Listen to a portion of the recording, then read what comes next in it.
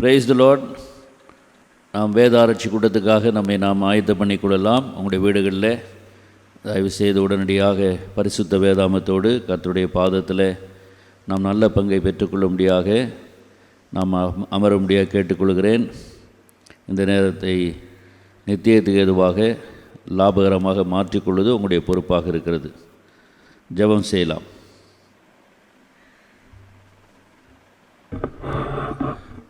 எங்களை நேசிக்கிற பரலோக பிதாவே, மீண்டுமாக உம்மை பணிந்து கொள்கிறோம். நீர் நல்லவர், வல்லவர், வாக்கு மாறாதவர், நீர் பரிசுத்த, நீர் பூரண சர்க்குணர், 10,000 பேர்களில் சிறந்தவர், வானத்திலும் பூமியிலும் சகல அதிகாரத்தை உடையவர், ராஜாதி ராஜா நீர், கர்த்தாதி கர்த்தர், தேவாதி தேவன், நித்தியான தேக சக்கராதிபதி, அதிசயமானவர், ஆலோசனை கர்த்தர், வல்லமுள்ள தேவன், நித்திய பிதா, சமாதான பிரபு என்று சொல்லி உம்மை துதிக்கிறோம். ஆலோசனையில் நீர் ஆச்சரியமானவர், செயலில் மகத்துவம் உள்ளவர், ஆராய்ந்து முடியாத பெரிய காரியங்களை, எண்ணி முடியாத அதிசயங்களை செய்கிறவர், ஒருவராய் பெரிய அதிசயங்களையும் புதுமைகளையும் செய்கிற ஒன்றானமை தேவன். நீ செய்ய நினைத்தது தடைபடாது, மனுஷரால் கூடாதவைகள் உம்மாலே கூடும் என்று சொல்லி உம்மை துதிக்கிறோம். பரிசுத்தத்தில் மகத்துவம் உள்ளவரும், துதிகளில் பயப்படத்தக்க அற்புதங்களை செய்கிற உமக்கு ஒப்பானவர் யாருமே இல்லைன்னு சொல்லி உம்மை துதிக்கிறோங்க. தாவே, எங்களை நேசித்து எங்களுக்காக கல்வாரியிலே ஒரே பேரான குமாரனை குமார் என்று பாராமல் ஒப்பு கொடுத்து அவர் எங்கள் பாவங்களை சுமக்க செய்து எங்கள் பாவங்களுக்காக அவரை தண்டித்து எங்களை மன்னித்ததுக்காக, அவரை கைவிட்டு எங்களை கரம் பிடித்ததுக்காக, அவருக்கு முகத்தை மறைத்து எங்கள் மீது உடைய முகத்தின் ஒளியை பிரகாசித்த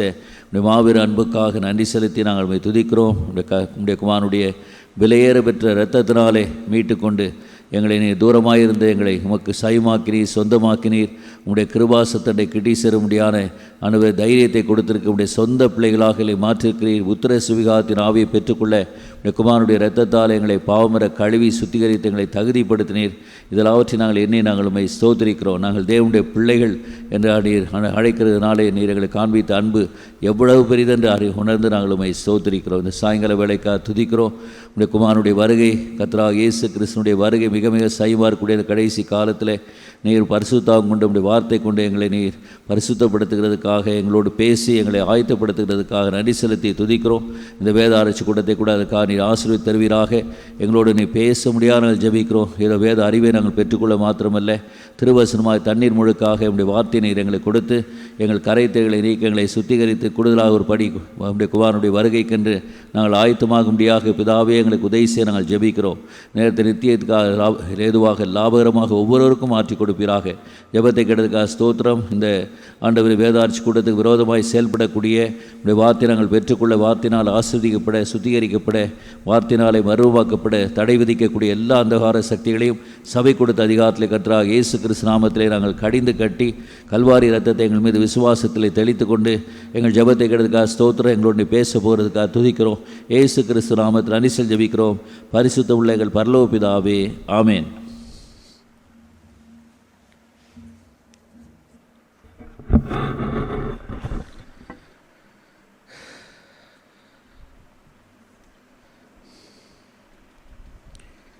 பாட்டு புஸ்தகத்தில் 656வது பாடல், இயேசுவின் அஸ்திபாரம் ஆசை எனக்கு அவரே. 656.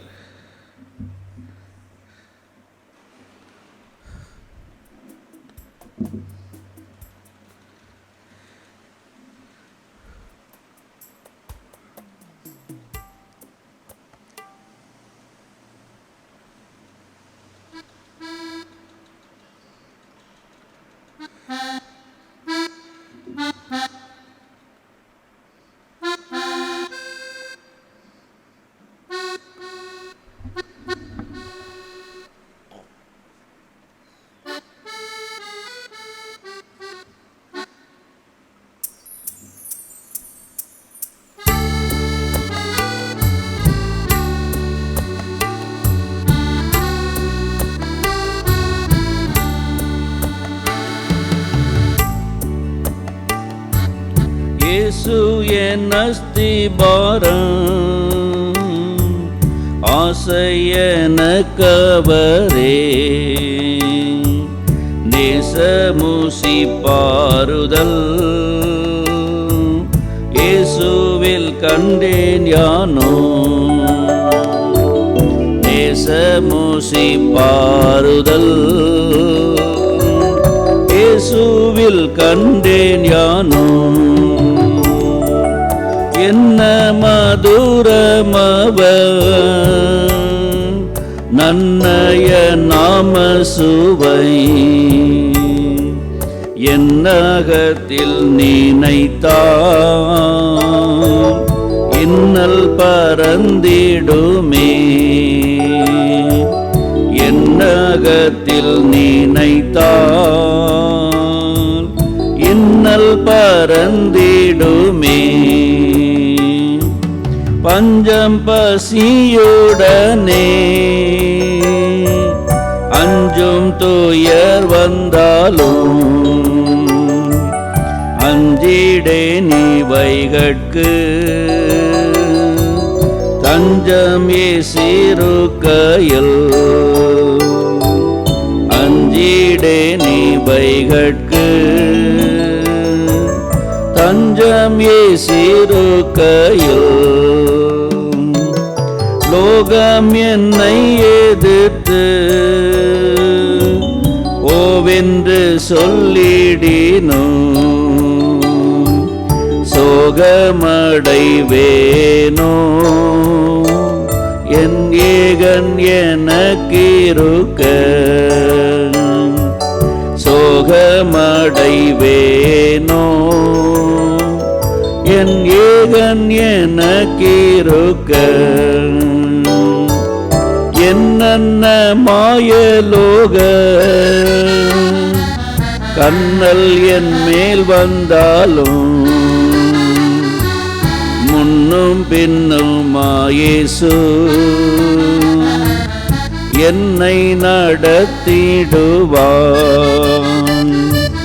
முன்னும் பின்னும் மாயேசு என்னை நடத்திடுவான். வியாதியால் எந்தனது காயம் கெட்டு போயினோ மாய தோற்றத்த இயேசு நாயகன் மாற்றிடுவார். மாய தோற்றத்த இயேசு நாயகன் மாற்றிடுவார். பாவத்தால் என்னில் வந்த சாபக்கரைகள் மாற்றி சோபித நீதியோடை ஆபரணமாயிவா. சோபித நீதியோடை ஆபரணமாயிவா. ஆசையன் மனவாட்டி ஆக்குவேன் உன்னை என்னும் நேச உறுதியோரை இயேசு எனக்களித்தார். நேச உறுதியோரை இயேசு எனக்களித்தார். இயேசு என் அஸ்திபாரம் ஆசையனக்கவரே. நேசமுசிப்பாறுதல்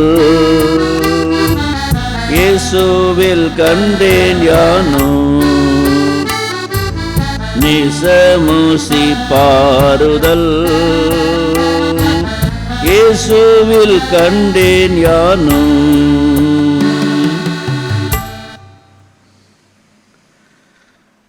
இன்னொரு பாடலை பாடலாம். 467வது பாடல், தெலுங்கில் 477, தெலுங்கு 477.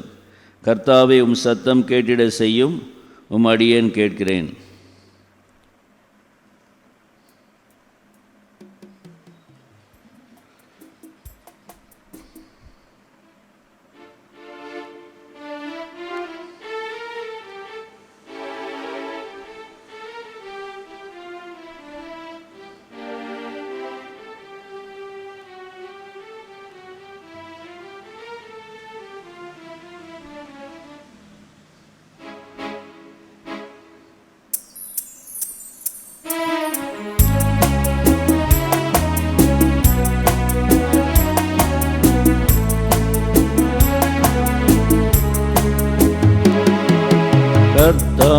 கர்த்தாவே உம் சத்தம் கேட்டிட செய்யும் உம்மடியேன் கேட்கிறேன். கர்த்தாவே உம் சத்தம் கேட்டிட செய்யும் உம்மடியேன் கேட்கிறேன். உம் வார்த்தையை கற்றுத்தாரும் உம்மோடே அதில் நான் நடக்க. உம் வார்த்தையை கற்றுத்தாரும் உம்மோடே அதில் நான் நடக்க. கர்த்தாவே உம் சத்தம் கேட்டிட செய்யும் உம்மடியேன் கேட்கிறேன். கர்த்தாவே உம் சத்தம் கேட்டிட செய்யும் உம்மடியேன் கேட்கிறேன். காலையில் எழுந்து உம் சத்தம் கேட்கவே எனக்கு மிகவும் இன்பம். தினமெல்லாம் என்னை ஆயத்தப்படுத்தி ஆபத்தில் ரட்சியும். ஆபத்தில் ரட்சியும். கர்த்தாவே உம் சத்தம் கேட்டிட செய்யும் உம்மடியேன் கேட்கிறேன். கர்த்தாவே உம் சத்தம் கேட்டிட செய்யும் உம்மடியேன் கேட்கிறேன். உம் வார்த்தையை படித்து உம் சத்தம் கேட்டு என்னை சரி செய்து கொள்வேன். உம்முடைய வழியில் நடக்க எனக்கு எப்பொழுதும் கற்றுத்தாரும். எப்பொழுதும் கற்றுத்தாரும். கர்த்தாவே உம் சத்தம் கேட்டிட செய்யும் உம்மடியேன் கேட்கிறேன். கர்த்தாவே உம் சத்தம் கேட்டிட செய்யும் உம்மடியேன் கேட்கிறேன். பயங்களில் இருந்து புயல்களில் இருந்து உம் சத்தம் கேட்க செய்யும். அடைக்கலம் நீரே ஓ பெரிய தேவனே, தைரியப்படுத்தும் என்னை. தைரியப்படுத்தும் என்னை. கர்த்தாவே உம் சத்தம் கேட்டிட செய்யும் உம்மடியேன் கேட்கிறேன். கர்த்தாவே உம் சத்தம் கேட்டிட செய்யும் உம்மடியேன் கேட்கிறேன். பேசிடும் தேவா தெளிவாகவே உம் துணி எனக்காகவே. உம்மோடும் நானே மனுஷருடனுமே சரி செய்து கொள்ளுவேனே.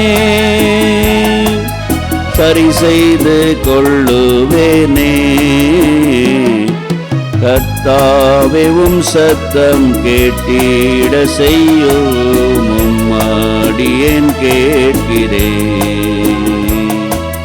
கர்த்தாவே உம் சத்தம் கேட்டிட செய்யும் உம்மடியேன் கேட்கிறேன். உம் வாக்கியம் கக்கினி சம்மட்டியை போல இருபுறமும் கருக்குள்ள பட்டயம். உம் வாக்கியம் தானே அற்புத கண்ணாடி ரூபத்தை காட்டுகிறது. ரூபத்தை காட்டுகிறது. கர்த்தாவே உம் சத்தம் கேட்டிட செய்யும் உம்மடியேன் கேட்கிறேன். கர்த்தாவே உம் சத்தம் கேட்டிட செய்யும் உம்மடியேன் கேட்கிறேன்.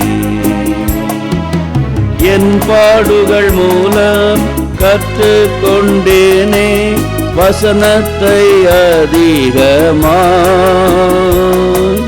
காப்பாற்றும் தேவா விசுவாசத்தில் உம்மில் நிலைத்து நிற்க, உம்மில் நிலைத்து நிற்க. கர்த்தாவே உம் சத்தம் கேட்டிட செய்யும் உம்மடியேன் கேட்கிறேன். கர்த்தாவே உம் சத்தம் கேட்டிட செய்யும் உம்மடியேன் கேட்கிறேன். என் இருதயத்தின் தீய யோசனையை கண்டிக்கும் உம் வார்த்தைகள் உம் சாயலிலே மாற்றிடும் என்னை உம் மகிமைக்காகவே, உம் மகிமைக்காகவே. கர்த்தாவே உம் சத்தம் கேட்டிட செய்யும் உம்மடியேன் கேட்கிறேன். கர்த்தாவே உம் சத்தம் கேட்டிட செய்யும் உம்மடியேன் கேட்கிறேன்.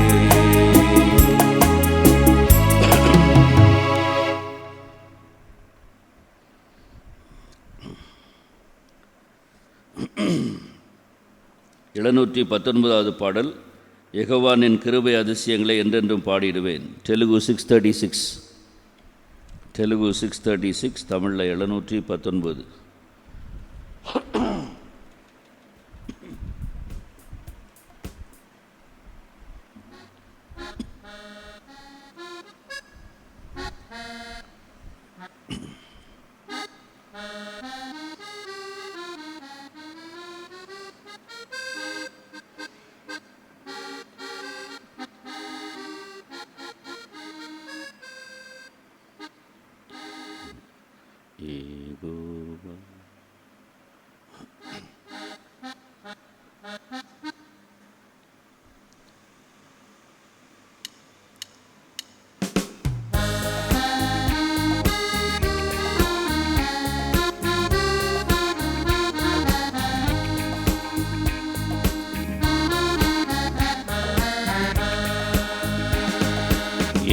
யெகோவானின் கிருபை அதிசயங்களை என்றென்றும் பாடிடுவேன்,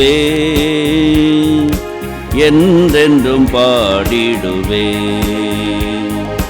யெகோவானின் கிருபை அதிசயங்களை என்றென்றும் பாடிடுவேன், என்றென்றும் பாடிடுவேன். தலைமுறை தலைமுறையாயுமதுண்மை அலைந்தே அறிவிப்பேன், அலைந்தே அறிவிப்பேன். தலைமுறை தலைமுறையாயுமதுண்மை அலைந்தே அறிவிப்பேன், அலைந்தே அறிவிப்பேன். இரத்தத்தால் செய்த உடன்படிக்கையை நித்தமும் தெரிவிப்பேன், நித்தமும் தெரிவிப்பேன். இரத்தத்தால் செய்த உடன்படிக்கையை நித்தமும் தெரிவிப்பேன், நித்தமும் தெரிவிப்பேன். யெகோவானின் கிருபை அதிசயங்கள் என்றென்றும் பாடிடுவேன், என்றென்றும் பாடிடுவேன். யெகோவானின் கிருபை அதிசயங்களை என்றென்றும் பாடிடுவேன், என்றென்றும் பாடிடுவேன். சோதனைகளை ஜெயிக்க செய்கிறேன், வேதனை அகற்றுகிறேன், வேதனை அகற்றுகிறேன். சோதனைகளை ஜெயிக்க செய்கிறேன், வேதனை அகற்றுகிறீர், வேதனை அகற்றுகிறீர். நாதனை உண்மையாயிருக்கிறீர், நன்றாய் காக்கிறீர், நன்றாய் காக்கிறீர். நாதனை உண்மையாயிருக்கிறீர், நன்றாய் காக்கிறீர், நன்றாய் காக்கிறீர். ஏகோவானின் கிருபை அதிசயங்களை என்றென்றும் பாடிடுவே, என்றென்றும் பாடிடுவே. ஏகோவானின் கிருபை அதிசயங்களை என்றென்றும் பாடிடுவே, என்றென்றும் பாடிடுவே. உமது உண்மை மகா பெரியது, உறுதியாயுள்ளது, உறுதியாயுள்ளது. உமது உண்மை மகா பெரியது, உறுதியாயுள்ளது, உறுதியாயுள்ளது. உமது இரக்கங்கள் எனக்குரியது, முடிவே இல்லாதது, முடிவே இல்லாதது. உமது இரக்கங்கள் எனக்குரியது, முடிவே இல்லாதது, முடிவே இல்லாதது.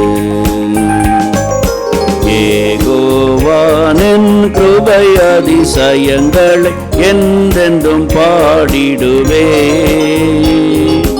என்றென்றும் பாடிடுவே. உம்பருகை மட்டும் உண்மையாய் காத்துக்கொள்ளுமையா, காத்துக்கொள்ளுமையா.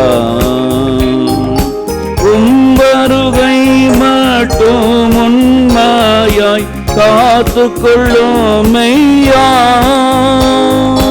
காத்துக்கொள்ளுமையா.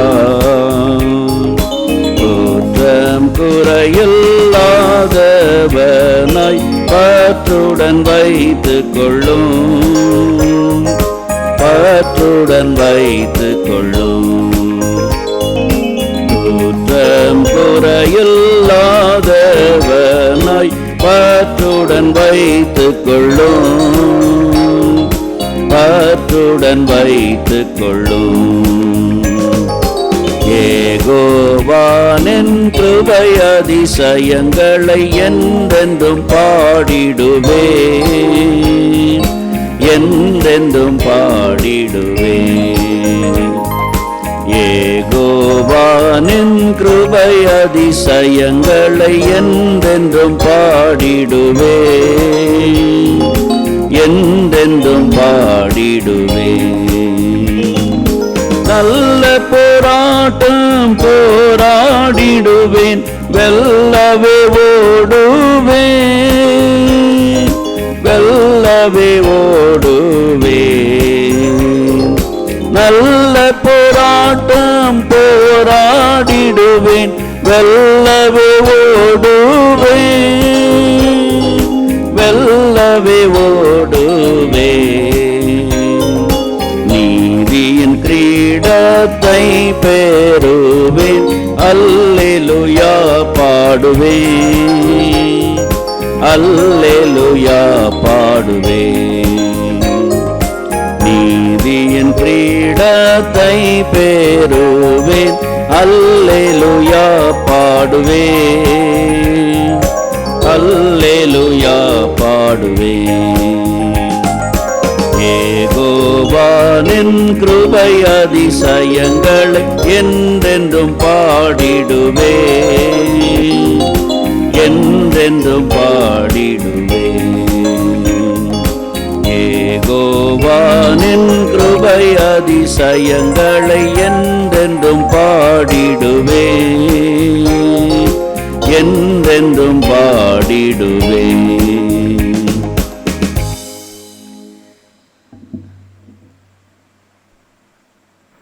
நாம் இப்போது தேவனுடைய செய்தியை கேட்கலாம். Now shall we listen to the word of the Lord? 1 பேதுரு 1 அதிகாரம் 7 வசனம். 1 Peter chapter 1 and verse 7.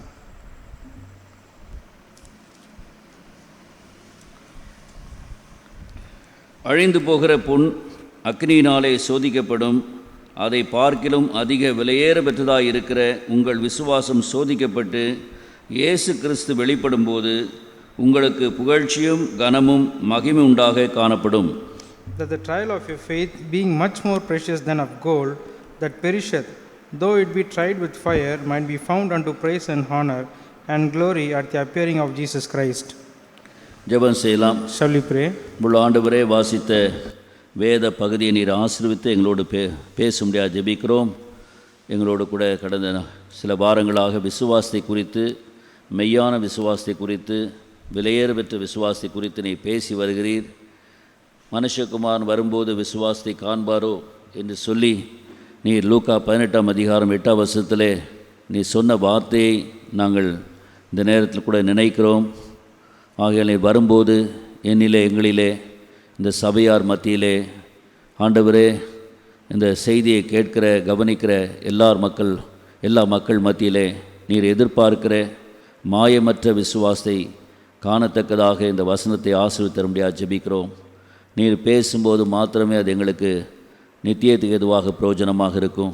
பேசுகிறோம் நீங்கள் அல்ல, உங்களுக்குள்ளே இருக்கிற பிதா ஆவியானவரே பேசுகிறார் என்ற வாக்குக்காக ஸ்தோத்திரம். மத்தேயு 10 வார்த்தை கொடுக்க மொழிபெயர்க்க எங்களுக்கு உதவி செய்யும். கர்த்தாவே, பாடலை கூட நீர் ஆசீர்வதித்து தருவீராக. அன்பான கரத்தில் எங்களை ஒப்படைக்கிறோம். இயேசு கிறிஸ்துவின் நாமத்திலே அந்தகார சக்தியை கடிந்து கட்டி ஸ்தோத்திரத்தோடு வேண்டிக் கொள்கிறோம் பரலோக பிதாவே, ஆமேன். கடந்த சில வாரங்களாக நாம் மெய்யான விசுவாசம் அல்லது விலையேற பெற்ற விசுவாசத்தை குறித்து நாம் பேசி வருகிறோம். The last weeks we have been meditating upon true faith or precious faith.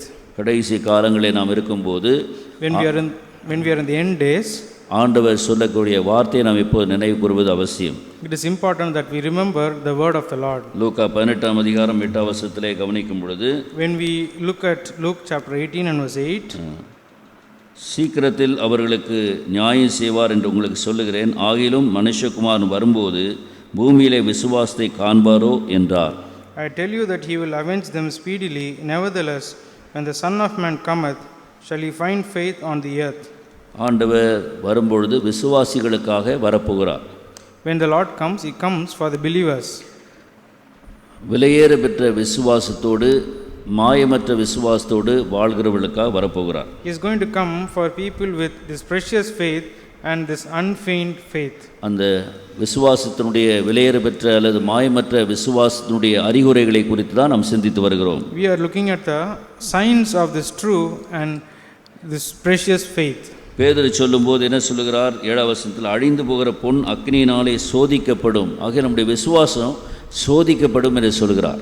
What does Peter say here? He says that like how this gold will be tried in fire, even our faith will be tested. இந்த பொன்னை சோதிக்க அதில் உள்ள களிம்புகள் நீங்கி பொன்னானது பசும் பொன்னாக மாறுகிறதை பார்க்கிறோம். We see that when the gold is purified step by step, it becomes fine gold. நாம் ரட்சிக்கப்படும் போது நமக்கு ஒரு விசுவாசம், நம்முடைய வாழ்க்கையில் விசுவாசத்தை தேவன் துவக்குகிறார். When we are born again, Jesus starts the faith in us. ஆனால் அதற்கு பிறகு அவர் என்ன செய்கிறார்? அந்த விசுவாசத்தை புடமிட்டது போல சோதிக்க ஆரம்பிக்கிறார். Then what he does is he starts to, just like purifying, he starts to test our faith. ஏனென்றால் அநேக அவிசுவாசம் என்ற களிம்புகள், பல வேண்டாத காரியங்கள் நம்முடைய விசுவாசத்தோடு இணைந்துதான் காணப்படுகிறது. Because certain unwanted things and some impurities are always found in our life. இதெல்லாவற்றையும் நீக்கி பசும்பொன் போன்ற ஒரு தூய விசுவாசத்தை, உண்மையான விசுவாசத்தை, மாயமற்ற விசுவாசத்தை நம்மிலே காண ஆண்டவர் விரும்புகிறார்.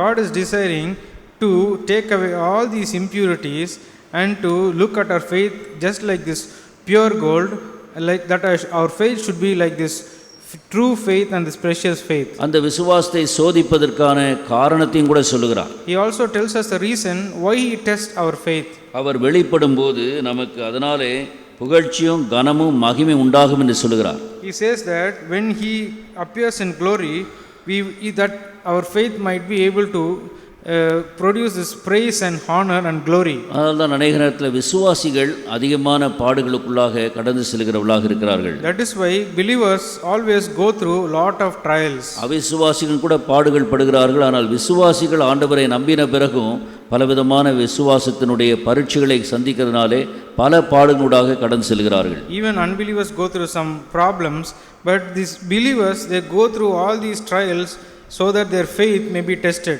ரோமர் 8:18 பவுல் சொல்லும்போது இக்காலத்து பாடுகள் வரப்போகிற மகிமைக்கு ஒப்பானது அல்ல என்று சொல்லுகிறார். In Romans 8:28 when Paul says that this present trouble that we go through is not equal to the glory that we are going to have in heaven. இந்த விசுவாசம் புடமிடப்பட்டு சோதிக்கப்படும் போது அது களிம்புகள் நீங்குவது மாத்திரமல்ல, நம்மை தேவனுடைய வெகுமதிக்கு ஆயத்தமாக்கக்கூடியதாக இருக்கிறது. We see that when our faith is tested, not only the impurities are being removed, but also we are prepared to receive the reward from the Lord. புகழ்ச்சியும் கனமும் மகிமையும் நமக்கு கொடுக்க தேவன் விருப்பமாக இருக்கிறார். God is very anxious to give us this praise, honor and glory. பரலோகத்திலே ஒரு சிறு இடம் மாத்திரமல்ல, Heaven is there.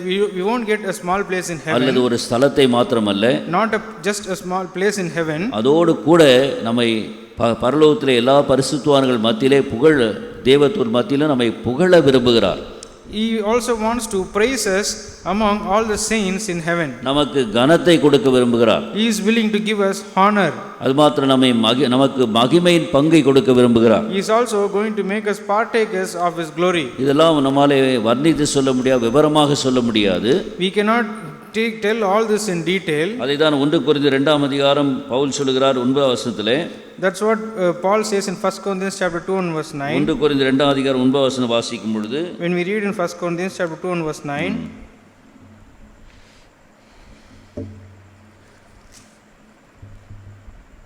எழுதியிருக்கிறபடி தேவன் தம்மில் அன்பு கூறுகிறவர்களுக்கு ஆயத்தம் பண்ணினவைகளை கண் காணவும் இல்லை, காது கேட்கவும் இல்லை, அவைகள் மனுஷனுடைய இருதயத்தில் தோன்றவும் இல்லை என்று சொல்லுகிறார். He says that but as it is written, eye hath not seen nor heard, neither have entered into the heart of man the things which God hath prepared for them that love him. தேவன் ஆயத்தம் பண்ணியிருக்கிற இந்த புகழ்ச்சியும் கனமும் மகிமையும் இதுவரைக்கும் யாருமே அறிந்து கொண்டதில்லை, அல்லது இதுவரைக்கும் யாருக்கும் அது வெளிப்படவில்லை.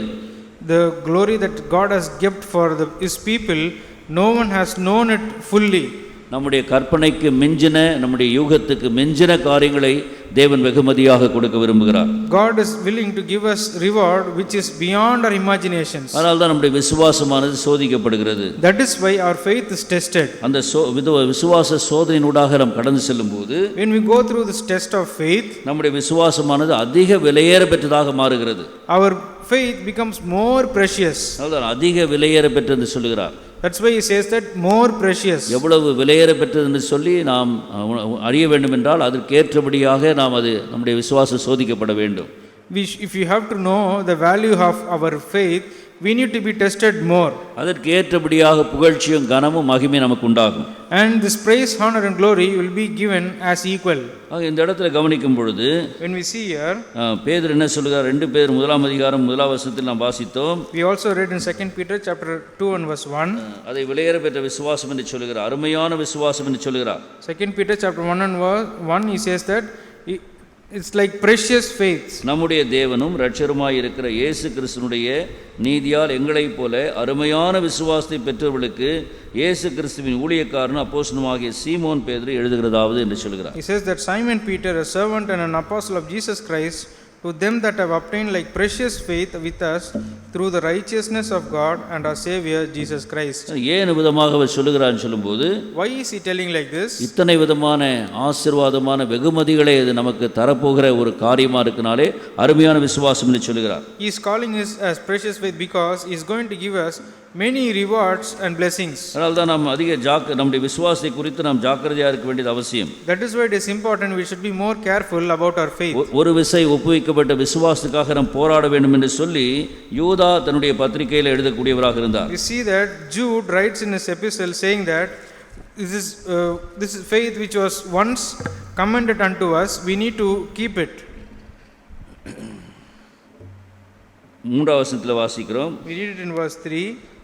பிரியமானவர்களே, பொதுவான ரட்சிப்பை குறித்து உங்களுக்கு எழுதும்படி நான் மிகவும் கருத்துள்ளவனாய் இருக்கையில் பரிசுத்தவான்களுக்கு ஒரு விசை ஒப்பு கொடுக்கப்பட்ட விசுவாசத்திற்காக நீங்கள் தைரியமாய் போராட வேண்டும் என்று உங்களுக்கு எழுதி உணர்த்துவது எனக்கு அவசியமாய் கண்டது. Beloved, when I gave all diligence to write unto you of the common salvation, it was needful for me to write unto you and exhort you that ye should earnestly contend for the faith which was once delivered unto the saints. ஒரு பக்கத்திலே ஆண்டவர் நம்முடைய விசுவாசத்தை விலையேற பெற்றதாக மாற்ற விரும்புகிறார். On one side God wants to make our faith very precious. மறுபக்கத்திலே பிசாசானவன் நம்முடைய விசுவாசத்தை ஒழித்து கட்டவன் பிரயாசப்படுகிறான். On the other hand, Satan is trying to put down our faith. பேதுருவை பார்த்து ஆண்டவர் சொல்லுகிறார், பிசாசு உத்தரவு கேட்கிறான், உன்னுடைய விசுவாசத்தை அவன் சுலவிலே போட்டு சுலக்கும்படியாக அவன் உத்தரவு கேட்கிறான், உன் விசுவாசம் ஒளிந்து போகாதபடிக்கு நான் உனக்காக ஜெபித்தேன் என்று சொல்லுகிறார். When Jesus says to Peter saying that Satan wanted to put down your faith like how it is swifted, but Jesus said that I prayed for you so that you will be strong in your faith. இன்னொரு விதத்தில் என்ன செய்கிறான் பிசாசு, நம்முடைய விசுவாசத்தை மாயமல்ல ஒரு விசுவாசமாக மாறும்படியாக வஞ்சிக்க பிரயாசப்படுகிறான். On the other hand, we see that Satan wants to deceive us by making our faith into a false faith. 2 Timothy 1ஆம் அதிகாரத்தில் வாசிக்கும் பொழுது, when we see that in 2 Timothy chapter 1 4ஆம் வசனத்திலே பார்க்கிறோம், verse 4, உன்னில் உள்ள மாயமற்ற விசுவாசத்தை நினைவு கூறுவதனாலே என்று சொல்லி பவுல் தீமோத்தேயுவிடத்தில் எழுதுகிறார். we see that Paul is writing to Timothy saying that உன்னில் உள்ள 2 தீமோத்தி 1 அதிகாரம் 4ஆம் வசனம், 2 Timothy 1 and verse 4 says that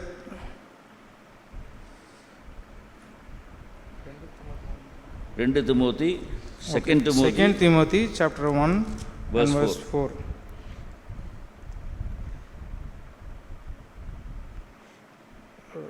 Greatly desiring to see thee being mindful of thy tears that I ஆங்கிலத்தில் 5ஆம் வசனம், in English it is verse 5, when I call to remembrance the unfeigned faith that is in thee. அதனால மாயமற்ற விசுவாசத்தை உன்னிலே கண்டேன் என்று சொல்கிறான். He says that I saw this unfeigned faith in thee. ஆண்டவர் நம்மிடத்திலே மாயமற்ற விசுவாசத்தை காண விரும்புகிறார். God wants to see this unfeigned faith in us. ஆண்டவராக இயேசு கிறிஸ்து இந்த உலகத்திலே வந்தபோது பிசாசு எந்த அளவுக்கு வேத பாரகரையும் பரிசேயரையும் யூத மத தலைவனையும் வஞ்சித்திருந்தான் என்று சொன்னால் அவருடைய விசுவாசம் எல்லாம் மாயமுள்ள ஒரு விசுவாசமாக காணப்பட்டது. We see that Satan, when Jesus was in this earth, Satan has deceived these scribes and Pharisees and these Jewish religious leaders so that they had very faint of faith. அவர்கள் உதட்டினால் கனம் பண்ணி அவருடைய இருதயமோ தேவனுக்கு தூரமாய் இருந்தது. In their lips they honored the Lord, but their heart was very far from the Lord. மனுஷர் மெச்சிக்கொள்ளும்படியாகவே சகல காரியங்களையும் அவர் செய்து கொண்டிருந்தார்கள். They were doing everything only in the sight of the men. அவர்கள் தேவனுடைய கற்பனைகளை தள்ளிவிட்டு தேவனுடைய வசனத்தை தள்ளிவிட்டு மனுஷருடைய போதனைகளையும் மனுஷருடைய பாரம்பரியங்களையும் பற்றி கொண்டிருந்தார்கள்.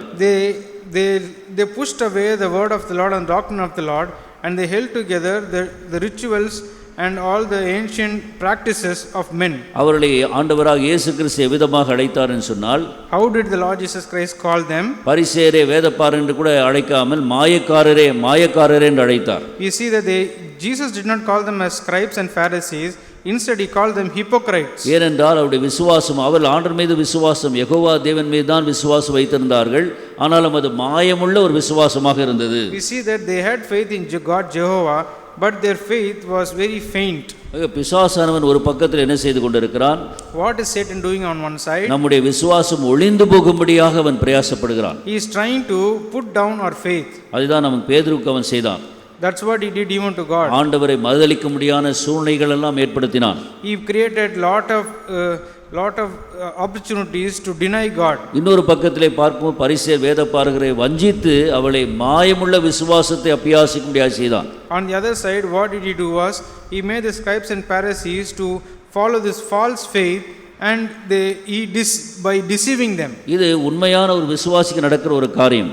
This is happening to a true believer. அதுதான் அந்த பிசாசு சில நேரத்தில் நம்முடைய விசுவாசம் ஒளிந்து போக முடியாத சில காரியங்களை கொண்டு வரும்போது ஆண்டவர் அதை நம்முடைய வாழ்க்கை நீக்கி நம்மை சுத்திகரிக்கக்கூடியவராக இருக்கிறார். We see that when Satan brings all these attacks against our faith, Jesus is able to put it away and cleanse us. அதுதான் விசுவாசமானது எந்தெந்த காரியங்களோடு இணைக்கப்பட்டிருக்கிறது, இணைந்திருக்க வேண்டும் என்று சொல்லி தேவன் விரும்புகிறார் என்று சொல்லி நாம் அறிந்திருக்க வேண்டும். That's why we have to know what God wants our faith to be together with.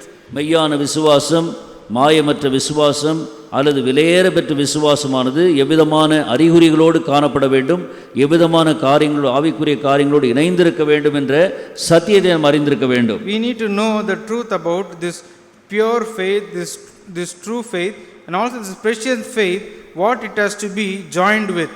விசுவாசிகள் மத்தியிலே பிசாசு இன்றைக்கு அதிக துரிதமாக வேலை செய்து கொண்டிருக்கிறார். Now Satan is working very briskly among the believers. வேதாகமத்தில் நாம் பார்க்கும்போது பலர் அங்கே நன்றாக ஆரம்பித்து கடைசியாக அவருடைய வாழ்க்கையிலே கடைசி நேரத்திலே தோல்வியடைந்து அவருடைய வாழ்க்கை முடிகிறதை நாம் கவனிக்கிறோம். We see that in the word of God many people start very well in their faith life, and at the end they end with a failure. அதுதான் நாம் வேதாகமத்தில் பல நேரங்களில் பார்த்து கொண்டிருக்கிறோம். In many instances we see in the Bible. அதனால ஆண்டவர் என்ன விரும்புகிறார்? But what does God desire? நாம் அங்கே கனமும் புகழ்ச்சியும் மகிமையும் பெற்றுக்கொள்ள விதத்திலே நம்முடைய விசுவாசம் முடிய வேண்டும், அதை முடிக்க வேண்டும் என்று விரும்புகிறார். He wants our faith to finish in a fashion where we be able to get this praise, honor and glory. நாம் பார்க்கும்போது சிம்சோனுடைய விசுவாசம் விதமாக, அவன் ஒரு விசுவாசியாக தான் இருந்தான். Even Samson was a believer. ஆனால் அவனுடைய விசுவாசம் விதமாக முடிகிறது. How is his faith ending? சத்துருவினுடைய தேசத்திலே, in the land of the enemy, அவன் சங்கிலியினால் கட்டப்பட்டு, he is chained, கண்கள் குருடாக்கப்பட்டு, he is made blind, ஒரு கேலி கூத்தாக அவனுடைய வாழ்க்கை மாற்றப்பட்டு, his life was a mockery for others. எல்லா சிறு பிள்ளைகள் முதல் கொண்டு எல்லாம் பரியாசம் பண்ணக்கூடிய நிலையிலே, in a state where even from the child to big people were mocking him, அவமானத்தினுடைய ஒரு சின்னமாக அவனுடைய விசுவாசம் முடிகிறதை பார்க்கிறோம். his faith was ending as a sign of shame. ஆக இந்த இடத்துல ஆண்டவர் கனப்படுத்தி அவர் நம்முடைய விசுவாசம் கனத்தோடு முடிய வேண்டும் என்று விரும்புகிறார், அல்லது கனத்தை பெற்றுக்கொள்ள கூடிய விதத்திலே முடிய வேண்டும் என்று விரும்புகிறார். God is desiring so that our faith should end in a way which we can get this honor. இன்றைக்கு நாம் அங்கே சிம்சோனை குறித்து தியானிக்கும் போது, when we meditate about Samson, அவனுடைய பலத்தை குறித்து நாம் புகழ்ச்சியாய் பேசுவதில்லை. we don't talk very greatly about his strength. அதுக்கு பதிலாக அவனுடைய வீழ்ச்சியை குறித்து தான் நாம் இகழ்ச்சியாக தான் பேசி வருகிறோம். But we always talk about his failures. அவனுடைய வாழ்க்கை ஒரு எச்சரிப்பாக தான் நாம் கொடுத்து கொண்டிருக்கிறோம். His life is a warning for us. பரலோகத்தில் ஆண்டவருக்கு முன்பாக அவன் புகழ்ச்சியாக எண்ணப்படுவானா என்று எனக்கு தெரியவில்லை. We don't know whether he will be receiving this honor before the Lord in heaven. அவன் தேவனால் புகழப்படுவாரா, அவனுக்கு தேவன் ஏதாவது கனம் கொடுப்பாரா, மகிமை கொடுப்பாரா என்று எனக்கு தெரியவில்லை. I don't know whether God will give him this praise, honor and glory. அவனும் ஒரு நல்ல விசுவாசியாக தான் ஆரம்பத்தில் காணப்பட்டான். He also was a very good believer in the beginning. ஆனால் அதிக ஜாக்கிரதையாய் காணப்படவில்லை. But he was not very careful. நாம் அதே காரியத்தை நாம் யோசேப்புடைய வாழ்க்கையில் கடந்த வாரத்திலே பார்த்தோம். We also saw many things in the life of Joseph last week. அவனுடைய ஆரம்ப கட்டத்திலிருந்து from his beginning, கடைசி வரைக்கும் அவனுடைய விசுவாசமானது பரிசுத்தத்தோடு இணைந்திருந்த ஒரு காரியமாக இருந்தது. We saw that till his end his faith was always joined together with holiness. கடைசி வரைக்கும் பரிசுத்தத்தோட வாழ்க்கை முடிக்கிறான்.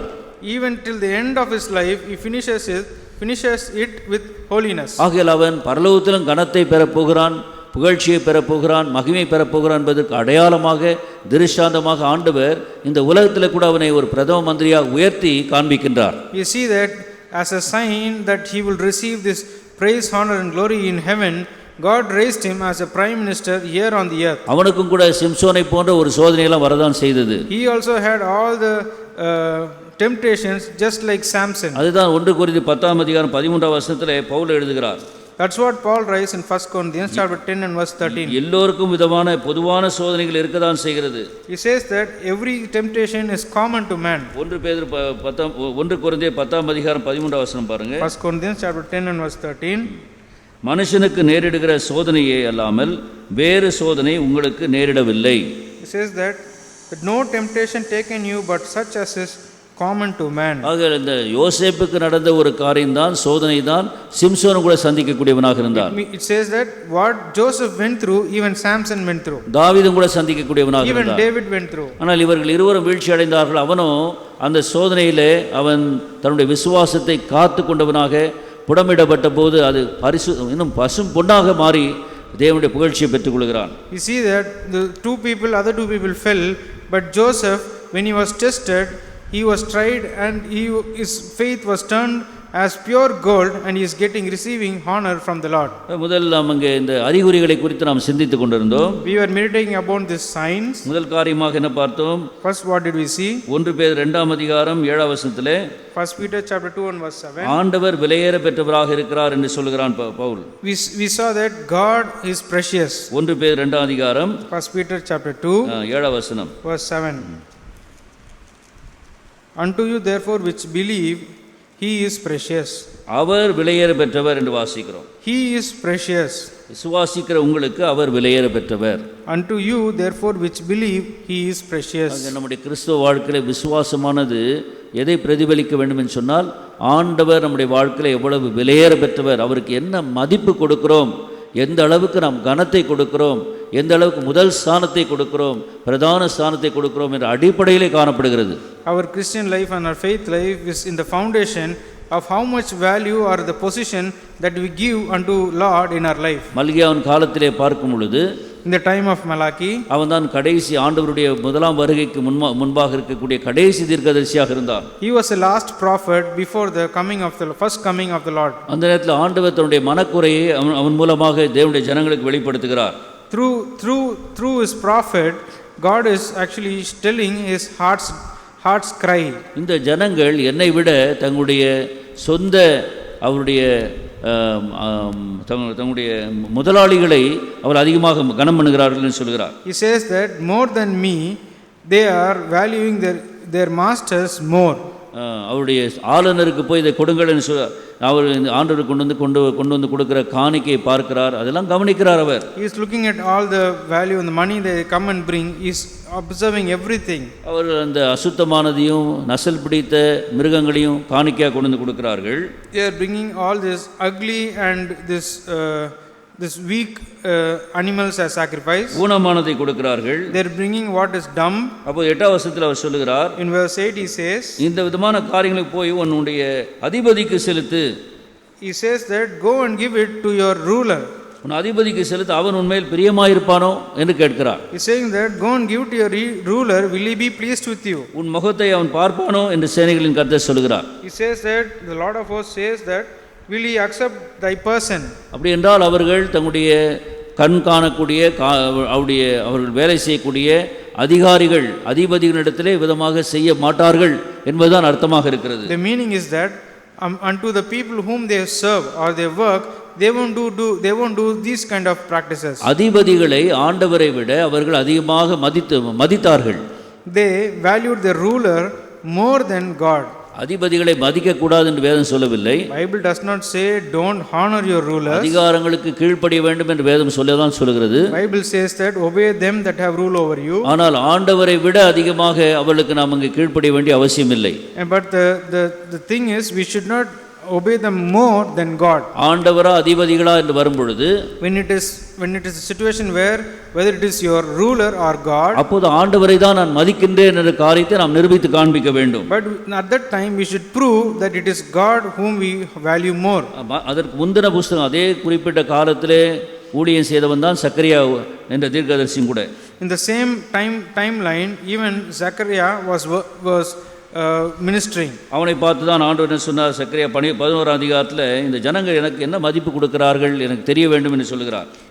In Zechariah chapter 11, God asked him saying that I want to know what value these people give me. ஆகையால் எனக்கு என்ன எடை போட்டு என்ன மதிப்பு கொடுக்க என்ன கூலி கொடுக்கிறாள் பார் என்று சொல்கிறார். He is asking Zechariah to see what value or what price they would give for me. அவர்களை பார்த்து கேட்டபோது அவர் என்ன 30 வெள்ளி காசு கொடுத்தாருன்னு சொல்லி நாம் பார்த்தோம். When he asked them, we see that the people valued the Lord with only 30 pieces of silver. நல்ல மதித்தீர்களே என்று சொன்னார் ஆண்டவர். God said that, oh, nice value you gave to me. எவ்வளவாக அதை குறித்து அவர் அதிக கவனமாக இருக்கிறார், அக்கறையாக இருக்கிறார். See how mindful God is about how we value him. நம்ம எவ்வளவாக ஆண்டவர் மதித்தார்? How much did God value us? உலகம் முழுவதையும் ஆதாயப்படுத்த ஒருவன் தன் ஆத்மாவை நஷ்டப்படுத்தினா என்ன லாபம் என்று சொன்ன ஆண்டவர், God who said that if you man can gain the whole world and lose his soul, what gain does he have? அவர் நம்மை நேசித்ததினாலே Because he loved us, பரலோகத்தை விட்டார், he left the heavens, பரலோகத்துள்ள மகிமையெல்லாம் விட்டார், he left all the glory of the மாட்சிமை, heaven, மகத்துவம், பிதாவுடைய மடி, ஐஸ்வர்யம் அனைத்தையும் கூட துறந்து he left all his riches and majesty on the bosom of the Father there. நம்முடைய ஆத்ம மீட்பு அவருக்கு அந்த அளவுக்கு விலையேற பெற்றதாக மதிப்புள்ளதாக இருந்ததினாலே, Because of the salvation of our souls were more precious to him, தன்னுடைய ஜீவனே சிலுவையிலே கொடுக்கிறார், he gave his own life on the cross. இரத்தத்தை எல்லாம் சிந்துகிறார், He is shedding all his blood. ஒரு சொட்டு ரத்தம் கூட வைத்துக் கொள்ளவில்லை. He did not even take back one drop of blood. நம்மை மீட்டுக்குள்ள நம்முடைய ஆத்ம மீட்பு அவருடைய பார்வையில் அவ்வளவு விலையேற பெற்றதாக இருந்ததினாலே அவர் என்ன செய்தார்? அதற்காக தன்னுடைய விலையேற பெற்ற ரத்தத்தை எல்லாம் கடை சொட்டு வரைக்கும் சிந்தினார். Because the redemption of our soul was more precious in his sight, he gave such a big price. உயிரே கொடுத்திருக்கும் போது, When he gave his own life, ரத்தத்தை எல்லாம் சிந்தி இருக்கும் பொழுது, when he shed all his blood, அவிதமாக கொடுத்து நமக்கு ஒரு பெரிய நம்முடைய எதிர்பார்ப்புக்கு மெஞ்சின ஒரு கிரயத்தை கொடுத்து நம்மை மதித்தவர் வாங்கியிருக்கும் பொழுது, when he desired us more, where he gave us value for more what we expected. இந்த உலகத்திலே நாம் தான் பிரதானம். ஒவ்வொருவரையும் பார்த்து ஒவ்வொரு தேவனுடைய பிள்ளையும் எனக்கு நீதான் முக்கியமானவன் என்று சொல்லக்கூடிய அளவுக்கு என்னுடைய சிங்காசனத்தை விட, என்னுடைய ஐஸ்வர்யத்தை விட, பரலோகத்தை விட நீதான் முக்கியமானவன் என்று சொல்லக்கூடிய அளவுக்கு ஒரு தியாகத்தை சிலுவை செய்திருக்கிறார். He did a sacrifice on the cross where individually to each person on the earth he told them that you are more important than my throne, my riches or my glory. அப்படி இருக்கும்போது அவர் நம்மிடத்திலே எவ்வளவு நாம் மதிக்கிறோம் என்று ஏன் யோசிக்க கூடாது? In that situation, why shouldn't he, that is God, should think how much we value him? நம்முடைய சிருஷ்டிகராக இருக்கிறார், He is our creator, அவரே நம்முடைய மீட்பராகவும் இருக்கிறார், he is also our redeemer, இவ்வளவாக நம்மை மதித்திருக்கிறார். he has valued us this much. நாம் அவரை எவ்விதமாக அவருக்கு என்ன பிரதான ஸ்தானம் கொடுக்கிறோம், என்ன மதிப்பு கொடுக்கிறோம் என்பதை பார்க்கிறார். But we have to see what position we give for him. அதான் அவரை நம்புகிறவர்களுக்கு அவர் விலையேற பெற்றவர் சொல்லி பேதுரு எழுதுகிறான். That's why Peter writes saying that to him who believes him he is precious. விசுவாசமும் ஆண்டவருடைய பிரதான ஸ்தானம் ஒன்றாக கலந்து போகிறது என்று சொல்லி பார்க்கிறோம். We see that the position that we give to the Lord and our faith goes together. பிசாசுடைய வஞ்சகம் என்னன்னு சொன்னால், இன்றைக்கு தேவனுடைய பிள்ளைகள் ஆண்டவர் கொடுக்கக்கூடிய பிரதான ஸ்தானத்தை கொடுக்க கூடாதபடிக்கு தனித்து போடுவதாகவே காணப்படுகிறது. We see that the deception of Satan is that he makes sure that the believers does not give the position that we have to give to the Lord. இரண்டாவதாக தான் நாம் பார்த்தோம். That's what we saw. Secondly, விசுவாசமும் பரிசுத்தம் என்று சொல்லி நாம் பார்த்தோம். we saw about faith and holiness. திரும்ப பார்க்க விரும்புகிறேன், ஆனால் ஒரு ஞாபகத்துக்காக சொல்கிறேன். I am just reminding you all these things. 1 பேதுரு 3ஆம் அதிகாரம் 9ஆம் வசனத்திலே we saw it in 1 Peter chapter 3 and verse 9. விசுவாசத்தின் ரகசியத்தை சுத்த மனசாட்சியில் காத்துக்கொள்கிறவர்களாய் இருக்க வேண்டும் என்று வாசிக்கிறோம். 9ஆம் வசனம். 1 Peter chapter 3 and 1 Timothy 3ஆம் அதிகாரம் 9ஆம் வசனம். 1 Timothy chapter 3 and verse 9. We see that holding the mystery of the faith in a pure conscience. அதனால விசுவாசத்தின் ரகசியத்தை சுத்த மனசாட்சியிலே காத்துக்கொள்கிறவர்களாய் இருக்க வேண்டும். We should be holding the mystery of the faith in a pure conscience. விசுவாசம் பாதுகாக்கப்பட வேண்டும் என்று சொன்னால், விசுவாசம் வளர வேண்டும் என்று சொன்னால், அதை நாம் பொக்கிஷம் போல நாம் கருத வேண்டும். We have to consider our faith as a precious treasure so that it will make sure that our faith is being kept or our faith will grow. இந்த மாயமற்ற விசுவாசத்தை ஏன் விலையேற பெற்ற விசுவாசம் என்று சொல்கிறார்? Why does he call this unfeigned faith as precious faith? ஏனென்றால் அதனாலே ஒரு பெரிய வெகுமதி வரப்போகிறது. Because of this faith we are going to receive a great reward. விலையேற பெற்ற காரியங்களை என்ன செய்கிறோம்? நாம் பாதுகாக்கக்கூடியவராக இருக்கிறோம். We always keep our precious things very safe. ரொம்ப பாதுகாப்பை கொடுக்கிறோம். We give very great care to it. ஏனென்றால் அதுக்கு ஆபத்து இருக்கிறது, அதை களவாடக்கூடிய வாய்ப்புகள் இருக்கிறது. Because there are chances for it to be stolen. அதே போல தான் நாம் இங்கே வாசிக்கிறோம். Same way we read here. விசுவாச ரகசியத்தை சுத்த மனசாட்சியிலே காத்துக்கொள்கிறவர்களாய் இருங்கள். We have to be holding the mystery of the faith in a pure conscience. நல்ல மனசாட்சி என்று சொல்லும் பொழுது, when you talk about this pure conscience, அது நம்முடைய விசுவாசத்தை காக்கக்கூடிய சுத்த மனசாட்சி, விசுவாசத்தை காக்கும் ஒரு இடமாக ஒரு ஒரு ஒரு ஸ்தலமாக காணப்படுகிறது. We see that this pure conscience is a place where our faith is kept safe. இப்போது நாம் அங்கே அல்மாரா வைத்திருக்கிறோம். We have kept a almara. அதில் என்ன செய்கிறோம், அதில் ஒரு லாக்கர் இருக்குது. Inside that we have a locker. அந்த லாக்கருக்குள்ள இன்னொரு லாக்கர் வச்சுருக்காங்க. Inside the locker we have another safety lock. எவ்வளோ விலையேற பெற்ற காரியங்களாக இருக்கிறதோ அது என்ன செய்கிறோம், அந்த கடைசி லாக்கரில் போட்டுறோம். We see that all these precious things we keep it inside this secret locker. ஒருவேளை திருட வந்து முதல் கதவை உடைச்சி எடுத்தா கூட அடுத்த கதவை உடைக்கணும், அதுக்கு அடுத்த கதவை உடைக்கணும், அதுக்குள்ளே அவன் பிடிபட்டுருவான். We see that even if the thief comes and tries to break the locks, by the time he comes into the secret lock he'll be caught. ஆனால் நாம் பத்திரப்படுத்தக்கூடியவர்களாக இருக்கிறோம். So we keep it very safe. இன்னும் சில என்ன செய்கிறாங்க, Others what they do, நான் அவங்க வீட்டில் உள்ள அல்மாராவை நம்ப முடியல, அதனால பேங்க்கில் கொண்டு போய் அந்த இதில் லாக்கரில் போட்டுறாங்க. they are not able to believe the almirah in their house, so they go and keep it in the locker in the bank. ஏனென்றால் அவ்வளோ விலையேற பெற்ற பொருளாக இருக்கு. Because those are very precious. விசுவாசத்தை நாம் என்ன செய்ய வேண்டும், ஒரு விலையேற பெற்றதாக பேதுரு கருதினது போல நாம் அங்கே கருத வேண்டியது அவசியமாக இருக்கிறது. It is important that we should consider our faith to be more precious, like how Peter is considering it. அதை பாதுகாக்கக்கூடிய அறைதான், அதை பாதுகாக்கக்கூடிய ஸ்தலம் தான் நல்ல மனசாட்சி, சுத்த மனசாட்சி, சுத்தமான இருதயம் என்று சொல்லலாம். We see that the place where it is very safe or kept safe is this pure conscience or this pure heart. நாம் இங்கே 1 தீமோத்தி 1 18 கடைசி பகுதியில் வாசிக்கிறோம். We read in 1 Timothy chapter 1 and verse 18. கடைசி பகுதி, நீ விசுவாசமும் நல்மனசாட்சியும் உடையவனாய் இரு என்று சொல்கிறார். In 1 Timothy chapter 1 and 18 he says that holding faith and a good conscience. நீ விசுவாசம் நல்மனசாட்சி உடையவனாய் இரு. In English it is verse 19, he says that holding faith and a good conscience. அதே நேரத்தில் 19 வாசிக்கும் போது இந்த நல்மனசாட்சியை சிலர் தள்ளிவிட்டு விசுவாசமாகிய கப்பலை சேதப்படுத்தினார்கள். We see that in which some having put away concerning faith have made shipwreck. இந்த நல்மனசாட்சி விசுவாசத்தை பிரிக்க பார்க்கறாங்க. They are trying to separate this faith and good conscience. பிரிச்சிட்டாங்க இவங்க. They have separated it. நல்மனசாட்சி விசுவாசம் பிரிச்ச உடனே என்ன ஆயிடுது, As soon as they separate this faith and good conscience, விசுவாசம் ஒரு கப்பலை போல போய் சேதமாயிடுது. faith just like a ship goes into a shipwreck. ஒரு கப்பல் சேதம் என்று நாம் அறிந்திருக்கிறோம். We have seen this shipwreck. கரையில போய் மோதி விடுகிறது. It goes and gets hit in the shore. கப்பல் வந்து கரையில மோதி சேதம் அடைகிறது தான் ஷிப்ரெக் என்று சொல்கிறார்கள். We see that when the ship goes and hit the shore and gets damaged, we call it as shipwreck. விசுவாசம் இருந்து தெரிகிறது, அடையாளங்கள்லாம் இருக்கு. We have all the signs of this faith. நம்ம கப்பல் வந்து போய் ஒரு கரையில போய் மோதின உடனே உடைஞ்சு பிளந்து சுக்குநூறா போயிடும்.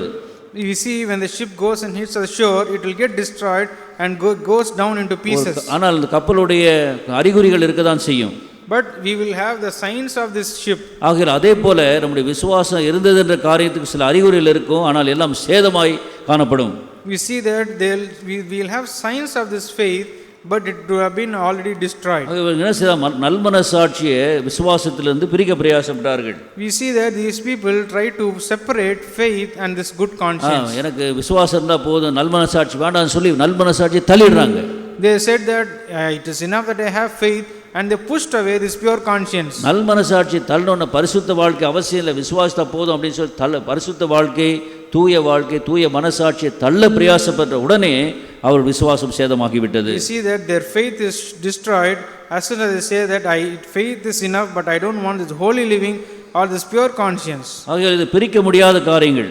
These two cannot be separated. நாம் விசுவாசத்தை நாம் நல்மனசாட்சி விட்டு பிரிக்கும் போது, நல்மனசாட்சி தள்ளிவிடும் போது விசுவாசம் கட்டாயமாக சேதமாகும். We see that when we separate good conscience from faith, surely our faith will be destroyed. அதனால நாம் பரிசுத்த வாழ்க்கையை நாம் காத்துக்கொள்வது மிக அவசியமான காரியம். That is why it is important that we should take care of our holy living. நாம் இதை குறித்து நாம் பலருடைய சாட்சிகளை கூட நாம் சிந்தித்தோம். You also meditate upon many people's testimony about this. குறிப்பாக இந்த பரிசுத்த வாழ்க்கை குறித்து யோசேப்பை குறித்து நாம் சிந்தித்தோம். Especially we saw about Joseph. அவர்கள் அங்கே எந்த அளவுக்கு அவன் அந்த பரிசுத்த விசுவாசத்தை பரிசுத்த வாழ்க்கையின் மூலமாக வெளிப்படுத்தினான்னு சொல்லி பார்க்கிறோம். We also saw that how he showed his faith through this holy living. இந்த பரிசுத்தமானது கடைசி வரைக்கும் அவன் அங்கே அந்த விசுவாசத்தினுடைய ஒரு சாட்சியாக பாவித்ததினாலே ஆண்டவர் செய்தார், அவனை ஆசீர்வதித்து அவனுக்கு வெகுமதியை கொடுத்தார். God blessed him and gave him the reward because till the end he maintained this holy living. அதுதான் பவுல் சொல்லுகிறார் அப்போஸ்தலர் 23 அதிகாரம் 1 வசனத்திலே. In Acts chapter 23 and verse 1, Paul says, அப்போஸ்தலர் 23 1 சொல்லும் பொழுது, Acts chapter 23 and verse 1, என்ன சொல்லுகிறார்? what does Paul say? Pavul ஆலோசனை சங்கத்தாரை உற்று பார்த்து, சகோதரரே, நாள் வரைக்கும் எல்லா விஷயங்களிலும் நான் நல்மனசாட்சியோடு தேவனுக்கு முன்பாக நடந்து வந்தேன் என்று சொன்னான். He says that, and Paul earnestly beholding the council said, men and brethren, I have lived in all good conscience before God until this day. அப்போஸ்தலர் 24 அதிகாரம் 16 வசனத்திலே வாசிக்கும்போது, When we read in Acts chapter 24 and verse 16, இதனாலே நான் தேவனுக்கு மனுஷருக்கு முன்பாக எப்பொழுதும் குற்றமற்ற மனசாட்சி உடையவனாய் இருக்க பிரயாசப்படுகிறேன் சொல்கிறார். and herein do I exercise myself to have always a conscience void of offense towards God and toward men. இதனாலே என்று சொல்லும் பொழுது, When he says that, when he says herein, இதனால் என்று சொன்னா மேல உள்ள வசனம் 15 வசனத்தில் உள்ள வார்த்தையை பாருங்க. when he says herein, it talks about it in verse 15. என்ன சொல்லுகிறார்? What does he say? உயிர்த்தெழுதலை குறித்து பேசுகிறார். He is talking about the resurrection. இவர்களும் தேவனிடத்திலே நம்பிக்கை கொண்டிருக்கிறார்கள். He says that and have hope towards God. நானும் நம்பிக்கை கொண்டிருக்கிறேன். He says that even I have hope, I have this hope. இந்த நம்பிக்கை நிமித்தம் நான் என்ன செய்கிறேன்? நான் தேவனுக்கும் மனுஷன் முன்பாக எப்பொழுதும் குற்றமற்ற மனசாட்சி உடையவனாக இருக்கிறேன். He says that because having this hope of resurrection before God and man, I am there I am there with a good conscience. இந்த நம்பிக்கை நிமித்தம் என்று சொல்கிறார். He is talking about this hope. அந்த நம்பிக்கையின் பொழுது இந்த நல்மனசாட்சி இணைந்து செல்கிற காரியங்களாக இருக்கிறது. We also see that this hope is also going together with this good conscience. தேவனுக்கு முன்பாக மனுஷருக்கு முன்பாக நல்மனசாட்சியை காத்துக்கொள்ள பிரயாசப்படுகிறேன் சொல்கிறார். He says that I am always taking efforts to maintain this good conscience before God and man. இது இரண்டாவது முக்கியமான காரியமாக This இருக்கிறது. is a second important thing. மூன்றாவதாக பார்க்க வேண்டிய காரியம், Thirdly, what do we see? விசுவாசமும் பதறா தன்மையும் முக்கியமாக இருக்கிறது, இணைந்து போகக்கூடியதாக இருக்கிறது. விசுவாசம் பதறா தன்மை, hastiness. We see that this faith and hastiness are go together. hastilessness. விசுவாசமும் விசுவாசி பதறான் என்று சொல்லி நாம் இங்கே பார்க்கிறோம். ஏசாயா 28 அதிகாரம் 16 வசனம் பாருங்க. In Isaiah 28 and verse 16 we read, ஏசாயா 18 அதிகாரம் 28 அதிகாரம், ஏசாயா 28 அதிகாரம் 16 வசனம். Isaiah 28 and verse 16.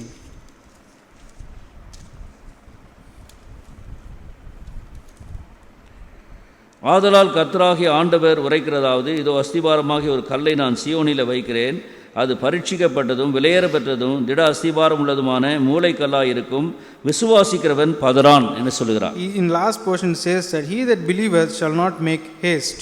விசுவாசமும் பதறாத ஒரு தன்மையும் பார்க்கிறோம். We see that this faith and hastelessness. நம்முடைய கிறிஸ்துவ வாழ்க்கையானது பல நேரங்களில் பல பதற்றத்துக்குள்ளாக கடந்து செல்லக்கூடிய ஒரு வாழ்க்கையாக இருக்கிறது. We see that this Christian life goes through some troubled situations. பல காரியங்கள் அதற்கு காரணமாக இருக்கிறது. There are many reasons to it. முதல் காரணமாக நாம் பார்க்கும்போது கால தாமதம். The first thing we see that it is delay. இரண்டாவதாக நாம் பார்க்கும் பொழுது Second thing we see, நெருக்கம் என்று சொல்லலாம். we see that some pressure. மூன்றாவதாக Third thing, நம்முடைய பாடுகளை பார்க்கிறோம். we see about our suffering. இதெல்லாம் நாம் கவனமாக விவரமாக நாம் பார்க்கலாம். We can see in detail. நான்காவதாக பயம். Fourth thing we see is fear. ஐந்தாவதாக பார்க்கிறோம். Fifth thing we see, எதிர்பாராத காரியங்கள் சம்பவிக்கும் போது. when unexpected things happen. ஆறாவதாக பார்க்கும்போது Sixthly we see, உலக காரியங்கள் கவர்ந்து இழுக்கும் போது. when we are attracted by these worldly things. இதெல்லாம் என்ன செய்கிறது? All these things what do they do? நம்முடைய வாழ்க்கையில் ஒரு பதற்றத்தை உண்டாக்கக்கூடியதாக They இருக்கிறது. create some tension in our life. பதற்றம், hastiness. அதாவது பதறி போய் நாம் என்ன செய்கிறோம்? சில காரியங்களை நாம் செய்து விடுகிறோம். Sometimes out of haste we do certain things. உதாரணமாக கால தாமதத்துக்காக பார்க்க வேண்டும் என்றால், Sometimes if we have to see as an example about delay, நாம் இங்கே ஆபிரகாமுடைய வாழ்க்கை நமக்கு நன்றாக தெரிந்த ஒரு காரியம். the life of Abraham is something we know very well. ஊர் என்ற கல்தேய தேசத்திலிருந்து ஆண்டவர் அவனை பிரித்து கொண்டு வருகிறார். God is separating him from this Ur of the Chaldeans. அப்போது ஆண்டவர் என்ன சொல்கிறார்? At that time what does God say? உனக்கு ஒரு மகனை கொடுப்பேன், I will give you a son. உனக்கு ஒரு தேசத்தையும் கொடுப்பேன். I'll also give you a nation. இரண்டு வாக்குத்தத்தங்களை கொடுக்கிறார். He is giving these two promises. முதலாவது அவர் கொடுத்த வாக்குத்தத்தம், அதாவது தேசத்தை கொடுப்பேன்னு சொன்ன வாக்குத்தத்தம். the promise where he said that I will give you a nation, அதை நிறைவேற்றக்கூடியவராக தான் இருக்கிறார். he is fulfilling it. ஆனால் அதை முழுமையாய் நிறைவேற்றவில்லை. But he did not fulfill it completely. ஏனென்றால் அவனுடைய விசுவாசம் பூரணப்படவில்லை. Because his faith was not complete. நாம் இங்கே பார்க்கும்போது அவனை கொண்டு வந்து அந்த தேசத்தில் விட்டு விடுகிறார். We see that he brought Abraham and left him in his place. கானான் தேசத்துக்கு கொண்டு வந்து விடுகிறார். He is bringing him to Canaan. அவனுக்கு தெரியாது அவன் போகும் இடம் என்னதென்று இதுவரைக்கும் முன்னதாக அவன் கானான் தேசம் போனதில்லை. He has not gone to this land of Canaan before. தேசம் எப்படிப்பட்ட தேசம் கூட தெரியாது அவனுக்கு. He does not know what kind of place is that. ஒருவேளை அவன் கேள்விப்பட்டிருக்கலாம் இது மாதிரி ஒரு தேசம் இருக்கு அப்படின்னு கேள்விப்பட்டிருக்கலாம். Maybe he would have got to know saying that there is a land called as Canaan. ஆனால் இதுவரைக்கும் அவன் அங்கே போனதில்லை. Till now he has not gone there. இப்போது அங்கே ஆண்டவர் கொண்டு வந்து ஆச்சரியமான முறையிலே அவனை வழி நடத்தி கொண்டு வந்து நிறுத்துகிறார். In a miraculous way God leads him and brings him there. ஆனால் கர்த்தர் அங்கே வாக்குத்தத்தம் கொடுக்கிறார். But God is promising him, உனக்கு இந்த தேசத்தை நான் சுதந்திரமாய் கொடுப்பேன். I will give you this land as an inheritance. நீ படுத்திருக்கும் பூமியை உனக்கும் சந்ததிக்கும் கொடுப்பேன். This place where you lie down I will give it to you and your generation. இவ்விதமாக வாக்குத்தத்தம் கொடுக்கிறார். He is giving these promises. பல ஆண்டுகள் அவன் அந்த இடத்திலே ஒரு சஞ்சரிக்கிற ஒரு யாத்ரீகனாகவே காணப்படுகிறான். We see that many years he is living in that place as a pilgrim. ஆனால் ஆண்டவர் எவ்வளவு உண்மை உள்ளவர் என்று பாருங்க. See how faithful our God is. இன்றைக்கும் கூட அந்த தேசத்தை அந்த ஜனங்கள் ஆபிரகாமுடைய சந்ததியார் அனுபவித்துக் கொண்டிருக்கிறார்கள். Even today the generation of Abraham is enjoying that place. அதை அவர்களை அந்த இடத்திலிருந்து இந்த யூதர்களை விரட்டுறதுக்கு பல முயற்சிகள் செய்யப்படுகிறது. There are many efforts taken to put the Jews outside. ஆனால் தேவன் அவர்களுக்கு என்று கொடுத்த அந்த தேசம், this is a place where God gave them. ஆபிரகாமுக்கு வாக்களித்து தேவன் கொடுத்த தேசம் அது. God gave this place to them by promising their father ஆக Abraham. இந்த யூத ஜனங்களை இஸ்ரவேல் ஜனங்களை விரட்டி அடிக்க விரும்புகிறவர்கள் ஆண்டவருக்கு விரோதமாக செயல்படுகிறார் என்பதை அறியாமல் செய்து கொண்டிருக்கிறார்கள். These people who are going against these Jews does not know that they are going against God. ஆண்டவருக்கு விரோதமாக சென்று ஆண்டவரை ஜெயிக்க முடியாது என்பதை அறியாமல் செய்கிறார்கள். They don't know they are doing this without knowing that they cannot go against God and win. அந்த இடத்திலும் தேசத்திலிருந்து அந்த ஜனங்களை வெளியேற்றக்கூடிய சக்தி உள்ளவர் ஒரே ஒருவர் தான், அது ஆண்டவர் தான். The only person or the only power which can put the Jews outside that place is God. அவரே அவர்களை வெளியேற்றினார், மீண்டும் சேர்த்து வைத்து விட்டார், கொண்டு வந்து சேர்த்து விட்டார். He only sent them out and now he again restored them back inside. 1948 ஆண்டில் அவர்களை எல்லாரும் கொண்டு வந்து சேர்த்து இருக்கிறார். திரும்ப உலகமெங்கும் சேர்ந்த யூதர்கள் எல்லாம் அங்கே சேர்த்து இப்போது ஒரு தேசமாக அவர்கள் இருக்கிறார்கள். See that in the year 1948 he brought them all who were scattered across there, and now many people who are scattered across are coming to that place and now it is a nation. ஆனால் சுற்றியுள்ள தேசங்கள் அதை ஏற்றுக்கொள்ளாமல் அவர்கள் விரோதமாக கலகம் செய்து கொண்டிருக்கிறார்கள். But we see that the nations which are around them they don't want to accept this and they are rebelling against them. அவர்கள் தேவனுக்கு விரோதமாக செயல்படுவதை அவர்கள் அறியாமல் செய்கிறார்கள். They are doing it without knowing that they are doing it against God. எவ்வளவுதான் இவர்கள் தலைகீழாக நின்று அவளை வெளியேற்ற பிரயாசப்பட்டாலும் முடியாத ஒரு காரியம் என்பதை உணராமல் காணப்படுகிறார்கள். They are not realizing that even though they can stand upside down and do anything they want, they won't be able to put them out of the land. உலகமே சேர்ந்தாலும் கூட உலகமே இந்த இஸ்ரவேல் ஜனங்களுக்கு ஒரு சிறு கூட்டம் தான், ஒரு சிறு தேசம் தான். உலகமே விரோதமாக வந்தாலும் கூட தேவனுக்கு விரோதமாக ஒன்றும் செய்ய முடியாது. We see that even the whole world can come against the small land of Israel. God is with them, so they can't do anything. ஆண்டவர் வாக்களித்ததை அவர் எழுத்தளவாக நிறைவேற்றக்கூடியவராக இருந்தார். You see that the promise that God gave, he completely fulfilled it. நிறைவேற்றி கொண்டு வருகிறார். He is fulfilling it. ஆக அற்புதமான ஒரு சூழ்நிலையிலே in that situation அந்த அளவுக்கு உண்மை உள்ள ஒரு தேவன் அவர். He is such a faithful God. ஆனால் ஆபிரகாம் அங்கே ஆரம்பத்தில் அவனுக்கு அந்த அளவுக்கு ஆண்டவர் மீது ஆண்டவருடைய உண்மையின் மீது விசுவாசம் இல்லை.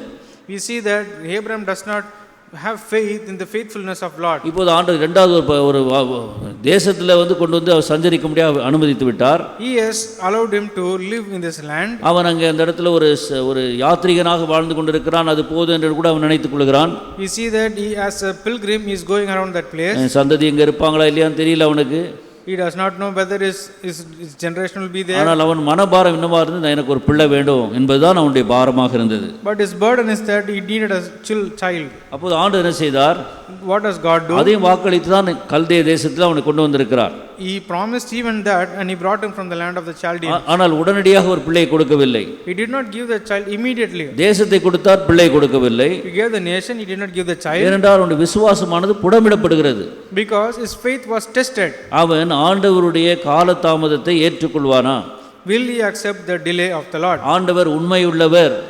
God is faithful. அவர் வாக்களித்தது நிறைவேற்ற வல்லவர். He is powerful enough to fulfill his promise. இதை அவன் அங்கே விசுவாசிப்பானா என்று சொல்லி அவர் பரிசுத்து பார்க்கிறார். He is testing, saying that whether will he believe my word. விதமாக காலதாமதமாகிக் கொண்டே இருக்கும் பொழுது, When it is keep on delaying, நாம் ஆதியாகமம் 16 அதிகாரத்தில் வாசிக்கும் பொழுது, when we read in Genesis chapter 16, அவர் இருவருமே சாராலும் பொறுமை இழந்து விடுகிறாள், ஆபிரகாம் பொறுமை இழந்து விடுகிறார்கள். we see that both Abraham and Sarah, they grew impatient. குறிப்பாக ஆபிரகாமுக்கு வயதாகி கொண்டே இருக்கிறதுனாலே அவனுக்கு இனிமேல் பிள்ளை பெறுவதற்கான வாய்ப்பு இல்லை, இப்பொழுதே விவாகமானால்தான் அவன் அங்கே ஒரு பிள்ளை பெற்றெடுக்க முடியும் என்று சொல்லி சாரால் ஆலோசனை கொடுத்து அவன் அங்கே ஆகாரை விவாகம் செய்கிறான்.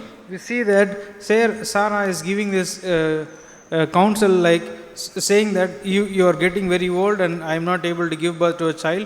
So she is giving her maiden Hagar as a wife to Abraham, and she gives birth. ஆக இங்கே இருவருமே பதறி போகிறார்கள்.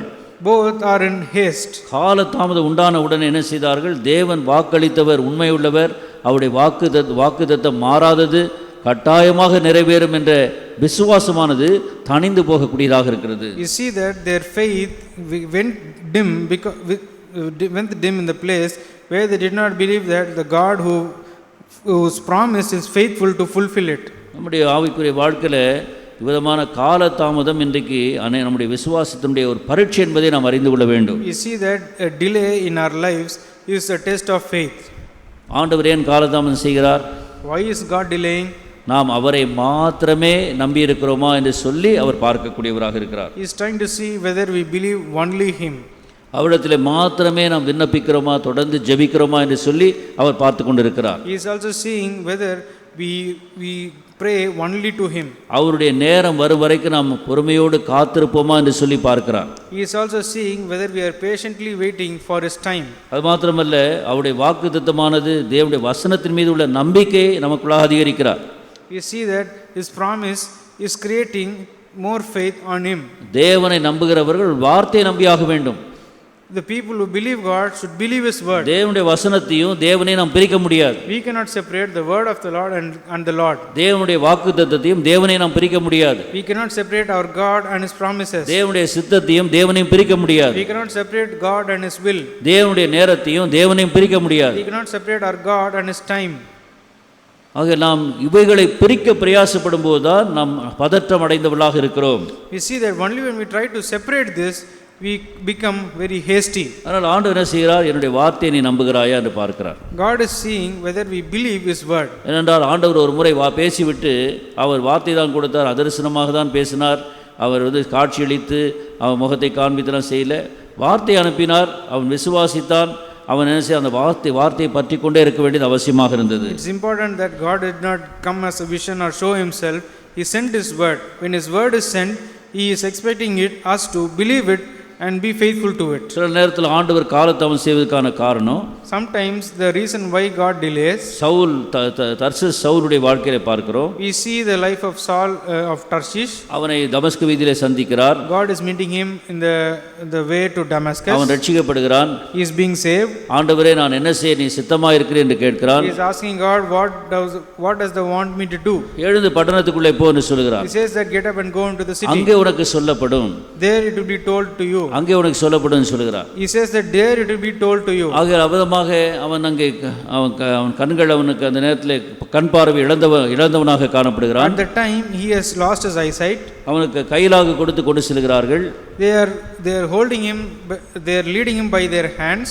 தமஸ்குவில் உள்ள நேர் தெரு என்ற இடத்துல ஒரு வீட்டுக்கு செல்கிறான். He is going into the house where in the street straight in Damascus. அங்கே போய் அவன் காத்து கொண்டு இருக்கிறான். அங்கே போய் காத்து கொண்டு இருக்கிறான். He is waiting in that house and waiting. ஆண்டவர் எனக்கு ஒரு வாக்களித்தார். God promised me. எனக்கு கட்டளை கொடுத்தது மாத்திரமல்ல, he not only commanded me, எழுந்து பட்டணத்துக்குள் போ என்று கட்டளை கொடுத்தார். he commanded me to go into the city. அங்கே உனக்கு சொல்லப்படும் என்று வாக்களித்தார். He says that it will be told to you. That's how he promised. கட்டளைக்கு நான் கீழ்ப்படிந்து இங்கே வந்து விட்டேன். I obeyed his command and I came here. இப்போது அந்த வீட்டுக்குள்ளே நான் அமர்ந்து கொண்டிருக்கிறேன். Now I am sitting in this house. ஜெபித்துக் கொண்டிருக்கிறேன். I am praying. காத்து கொண்டிருக்கிறேன். I am waiting. வாக்களித்தவர் உண்மையுள்ளவர் என்று நான் விசுவாசிக்கிறேன். I also believe that the one who is promised is faithful. என்னை எதற்காக அவர் சந்தித்தார், என் வாழ்க்கையில் என்ன அவருடைய சித்தம் என்ற காரியத்தை எனக்கு சொல்லப்படும் என்று சொல்லியிருக்கிறார். சொல்லப்படும் என்று சொல்லி நான் நம்புகிறேன். I am believing that I believing his word which said that the purpose to which I met you I will tell. ஆகையால் எதற்காக காலதாமதம் என்று தெரியவில்லை அவனுக்கு. He does not know why is this delay. அவன் நினைத்தான் இன்றைக்கே நமக்கு சொல்லிடுவார் அப்படின்னு நினைச்சான். He would have thought he will tell it today itself. ஆனால் அன்றைக்கும் ஆண்டவர் ஒன்று சொல்லல, அமைதியாக இருக்கிற. அடுத்த நாள் ஒன்று சொல்லல, மூன்று நாட்கள் ஆயிற்று. It has become 3 days, God has not told him anything. அப்போது அது காலதாமதத்தினுடைய காரணம் அவனுக்கு தெரியல. He does not know the reason for why he is having this delay. அவனுக்கு அது தெரிய வேண்டிய அவசியம் இல்லை. There is no need that he has to know this deed. அவன் நம்பிக்கொண்டு இருக்க வேண்டும். He has to believe. அவன் ஆண்டவர் கட்டாயமாக எனக்கு சொல்லுவார்னு சொல்லி நம்பிக்கொண்டு இருக்க வேண்டும். He has to believe that God will surely tell me. அதனால் என்ன செய்தார் ஆண்டவர்? What did God do? அதற்குள்ளாக அனனியாவிடத்தில் கிரியை செய்கிறார். Immediately God is working through Ananias. அனனியா உடனடியாக ஏற்றுக்கொள்ளவில்லை. Ananias did not accept மிகவும் immediately. யோசிக்கிறான், அதிகமாக யோசிக்கிறான். He is thinking very much. என்ன ஆண்டவரே, எப்படி ஆண்டவரே என்றெல்லாம் கேட்டுக்கொண்டிருக்கிறான். He is saying that God, how can you do it? How can this happen? பயங்கரமான கொடூரமான மனுஷன். He is a very terrible man. அவனை போய் பார்த்து அவன்கிட்ட போய் இந்த செய்தியெல்லாம் சொல்றீங்களே. How can I go meet him and tell thy word? எப்படி நான் நம்ப முடியாம மாறிட்டான்ட்டு. How can I believe that he has changed? இப்படிப்பட்ட ஒரு மனுஷனா மாற முடியுமா? Can this person change? எவ்வளவு மோசமான மனுஷன். He is a very bad man. எவ்வளவு கடுமையான மனுஷன். He is a very hard man. எவ்வளவாக கிறிஸ்தவர்களை துன்பப்படுத்தினவன். He tormented the Christians very much. என்னால நம்ப முடியலையே. I am not able to believe this. அதிக தயக்கத்தோடு இருக்கிறான். He is having lot of hesitation. அவனை தைரியப்படுத்தி அனுப்புவதற்கு 3 நாட்கள் ஆயிற்று. To comfort him and send him, it became 3 days. ஆண்டவர் அந்த Pavul நினைத்திருக்கலாம், Paul could have Saul thought, நினைத்திருக்கலாம், Saul could have thought, ஆண்டவர் மௌனமா இருக்கிறாரு, God is very ஒரு silent. கிரியை செய்யாம இருக்கிறாரு, He is not doing any work. அமைதியா இருக்கிறாரு. He is very quiet. ஆண்டவர் அமைதியா இல்லை. அங்க என்ன செய்யறா, மறுபக்கத்துல அவன் அறியாமல் அனானியாவுடைய உள்ளத்துல கிரியை செய்து கொண்டிருக்கிறார். God was not quiet, but he was working in the heart of Ananias. இந்த பவுலுடைய உள்ளம் பதறக்கூடியதாக காணப்படுகிறது. We see that the heart of Paul is now becoming hasty. அதனால ஆண்டவர் என்ன செய்தாரு? What did God do? அனானியாவை குறித்த ஒரு தரிசனத்தை கூட பவுல் கொடுத்து விடுகிறார். So God is giving a vision to Saul about Ananias. தரிசனம் கொடுக்கிறார். He is giving him a vision. இந்த மாதிரி ஒரு மனுஷன் வருவான்னு சொல்லி முகத்தை கூட பவுல் அங்கே தரிசனத்திலே பார்க்கிறார். Paul is able to see Ananias in a vision that he will come and meet him. இதுல முக்கியமான காரியம் சொன்னா, இந்த காலதாமதனுடைய காரணமானது அனானியாவாக இருக்கிறார். We see that the reason for this delay was with Ananias. அவனை ஆயத்தப்படுத்தி அவனை பவுலுக்கு உதவி செய்ய முடியாத அனுப்புவதற்கு தேவனுக்கு நேரம் பிடித்தது. God had to take this time to prepare Ananias and send him to Saul. ஆண்டவர் காலதாமதம் செய்கிறான்னு சொன்னால் ஆண்டவர் அமைதியாக இல்லை, ஒன்றும் செய்யாமல் இல்லை, அவர் கையை கட்டி கொண்டு இருக்கவில்லை, அவர் மறுபக்கத்தில் ஏதோ கிரியை செய்து கொண்டு இருக்கிறார். We see that when God is delaying, he is not sitting quiet or silent. He is doing some work at the back. இதை நாம் அங்கே புரிந்து கொள்வது மிக அவசியமான காரியம். It is important that we understand this. அது மாத்திரமல்ல, not only that, எந்த அளவுக்கு நம்முடைய கீழ்ப்படிதலில் நாம் உறுதியாக இருப்போம் என்று சொல்லி ஆண்டவர் சோதித்து பார்க்கிறார். He is also testing how much we are strong in our obedience. இந்த இடத்துல கவனிக்கும் பொழுது ஆபிரகாம் அங்கே கீழ்ப்படியாமல் போய்விடுகிறான். We see that Abraham fails to obey. ஆனால் பவுலை பார்க்கும்போது, சவுலை பார்க்கும்போது, என்ன ஆனாலும் சரி, ஆண்டுடைய பதில் வரைக்கும் பரவாயில்ல, பட்டினியாக இருந்தாலும் சரி, இங்கே சமைக்கிறதுக்கு ஆள் கிடையாது, ஒருத்தரும் கிடையாது, பரவாயில்ல, நான் இங்கே இருந்து சரி, பட்டினியாக இருந்தாலும் கூட ஆண்டு சொல்கிற வரைக்கும் நான் இங்கே இருப்பேன் அப்படின்னு சொல்லிட்டு அமைதியாக இங்கே காணப்படும், கீழ்ப்படிந்து காணப்படுகிறார். We see that Saul is in obedience is waiting for all the days, saying that whatever can happen, till God speak to me, I will be quiet. ஆக நம்முடைய கீழ்ப்படியாமையினுடைய உணர்வுகள் எல்லாம் அங்கே என்ன செய்யணும், அடக்கப்பட வேண்டியது அவசியமாக இருக்கிறது. It is important that we have to control all our emotions which help us to disobey. அப்போது நம்முடைய விசுவாசமானது பெருகக்கூடியதாக இருக்கிறது. At that time our faith will grow. அது மாத்திரமல்ல, not only that, சில நேரங்களில் ஆண்டவர் செய்கிறார், at times what does God do? கால தாமதத்தின் மூலமாக நம்மிடத்திலே சில மாற்றங்களை அவர் எதிர்பார்க்கிற மாற்றங்களை உருவாக்கக்கூடியவராக இருக்கிறார். Certain times in this delay God is creating some changes in our life, and he also expects some changes in our life. விசுவாசத்தில் மாத்திரமல்ல, நம்முடைய குணாதிசயங்களில் மாற்றங்களை உண்டாக்குகிறார். Not only in our faith, even in our characters he is making some changes. சவுலை பார்க்கும் பொழுது, when you look at Saul, பயங்கர முரட்டாட்டமான ஒரு மனிதனாக இருந்தார். he was a very adamant man. கிறிஸ்தவர்கள் என்றால் அவனுக்கு அந்த அளவுக்கு அவருடைய உள்ளத்திலே பகையானது பொங்கிக் கொண்டிருந்தது. He was filled with hatred towards the Christians. இப்போது அவர்களே அதுக்கு எதிர்மறையாக நேசிக்கிற அளவுக்கு தேவன் அவனை ஆயத்தப்படுத்த வேண்டியதாக இருந்தது. Now God has to prepare him on the opposite direction to love the Christians more. ஆக இந்த 3 நாட்கள் அவன் மனம் திரும்பக்கூடியவராக இருந்தான். He was repenting for all the 3 days. ஐயோ இப்படிலாம் நான் செய்து விட்டேனே, Oh, I have done all like this. தேவனுக்கு விரோதமாக பேசி விட்டேனே, I have spoken against the Lord. தேவனுடைய ஜனங்களுக்கு விரோதமாக செய்து விட்டேனே, I have done all these things against the people தேவனை of the தூஷித்து Lord. விட்டேனே. I have blasphemed God. இந்த 3 நாட்கள் அவனுடைய கிறிஸ்துவ வாழ்க்கையுடைய அஸ்திவாரத்தை தேவன் அங்கே இறசுகிறார், ஏற்படுத்தக்கூடியவராக இருக்கிறார். On the 3 days, God was raising up the foundations of his Christian life. அவனுக்குள்ளாக ஆழமான ஒரு கிரியை செய்கிறார். He is making a deep work inside him. அவன் இப்போது நன்றாக சிந்தித்து பார்க்கிறான். He is very well sitting and thinking. இப்போது மனமாற்றம் அடைந்து விட்டான். Now he's been converted. இப்போது அவன் ஒரு சாட்சி, ஆண்டவர் எதுவுமே சொல்லல, சாட்சியா இருக்க போகிறாய் என்று சொல்லி அனானியா 3 நாட்கள் பிறகுதான் அவன் சொல்ல போகிறான். After 3 days only, Ananias is going to go tell Saul, saying that you are going to be a witness. எனக்காக நீ துன்பங்களை அனுபவிக்க போகிறாய் என்று சொல்ல போகிறான். He is going to go and tell Saul, saying that for me you are going to be going through a lot of suffering. அதற்காக பவுல் ஆயத்தமாகப்பட வேண்டும். Now Paul has to be prepared for that. அவன் அதற்காக அவனை கர்த்தர் சீர்படுத்தி கொண்டிருக்கிறார். Now he is preparing him for that. எப்படியான அவன் யோசித்து பார்த்திருப்பான். He would have thought all these things. ஒருவேளை நான் ஆண்டவருடைய சாட்சியாக நான் ஊழியக்காரனாக மாற வேண்டிய சூழல் இருந்தால், if there was a situation where I have to become the minister of Lord, கட்டாயமாக பயங்கரமான துன்பங்களை அனுபவிப்பேன். surely I have to go through lot of sufferings. ஏனென்றால் அவனுக்கு தெரியும் எந்த விதமான துன்பங்களை எல்லாம் அவர்கள் திட்டம் போட்டு கிறிஸ்துவுக்கு விரோதமாக திட்டம் போட்டு வைத்திருந்தால் அவனுக்கு நன்றாக தெரியும். He knows very well all the plans he devised against the Christians. அதனால எவ்விதமான பாடுகளை தான் அனுபவிக்க, ஒருவேளை சாட்சியா மாறிட்டா எந்த விதமான பாடுகளை அவன் அனுபவிக்க வேண்டியதாக இருக்கும் என்பதை அவன் அறிந்திருந்தான். He knew that if he becomes a witness, he has to undergo all these sufferings.